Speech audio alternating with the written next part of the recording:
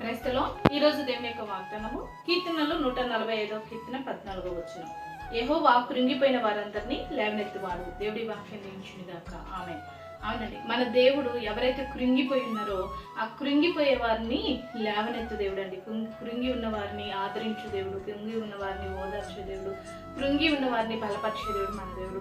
ఈ లోకపు సంబంధమైన మనుషులు మనం చూస్తుంటే ఎవరైతే కృంగుదలలో ఉన్నారో ఇంకా వారి మాటల చేత ఆదరించడం మానేసి, ఓదార్చడం మానేసి, కృంగుదల నుండి వారిని ఎలా బయటకు తీసుకురావాలి అన్న విషయాన్ని వాళ్ళు మానేసి ఇంకా వాళ్ళ మాటల చేత ఏం చేస్తుంటారు, ఇంకా కృంగిపోయేలాగా చేస్తుంటారు.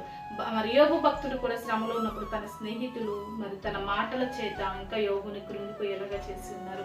కానీ దేవుడు మాత్రం ఎవరైతే కృంగిపోయి ఉన్నారో, ఏ పరిస్థితిని బట్టి అయితే కృంగిపోయి ఉన్నారో, కృంగిపోయిన వారిని లేవనెత్తే దేవుడు అండి. కృంగిపోయి పడిపోయిన వారిని చూస్తూ ఆనందించే దేవుడు మన దేవుడు కాదు. కానీ ఎవరైతే కృంగిపోయి ఉన్నారో వారిని ఆ కృంగుదల నుంచి లేవనెత్తి బలపరిచే దేవుడు. ఈ రోజు ఈ వార్తలు వింటున్న ప్రియకుమార్ ఏ విషయంలో నువ్వు కృంగిపోయావో, ఏ పరిస్థితిని బట్టి నువ్వు కృంగిపోయావో దేవుడు నిన్ను లేవనెత్తబోతున్నాడు. దేవుడు నీకు సహాయం చేయబోతున్నాడు. దేవుడు నీ జీవితంలో గొప్ప కార్యాలు చేయబోతున్నాడు. ప్రతి కృంగుదల నుంచి విడుదల పొంది దేవుడిచ్చే గొప్ప నెమ్మదిని పొందుకో. అట్లా దేవుడు నేను దీవించునుగాక. ఆమేన్. ప్రార్థన చేసుకుందామండి. సకల ఆశీర్వాదాల కారణభూతుడమైన మా ప్రియ పరలోక తండ్రి యొక్క ప్రార్థనలు ఎదుగుతున్న ప్రతి బిడ్డ జ్ఞాపకం చేసుకోండి. ఏ విషయంలో నీ బిడ్డలు కృంగిపోయి ఉన్నారో ప్రతి కృంగుదల నుంచి వారికి విడుదల ఇచ్చి వారికి నెమ్మదిని ఓదార్పును దయచేయమని యేసుక్రీస్తు నామములో ప్రార్థిస్తున్నాం తండ్రి.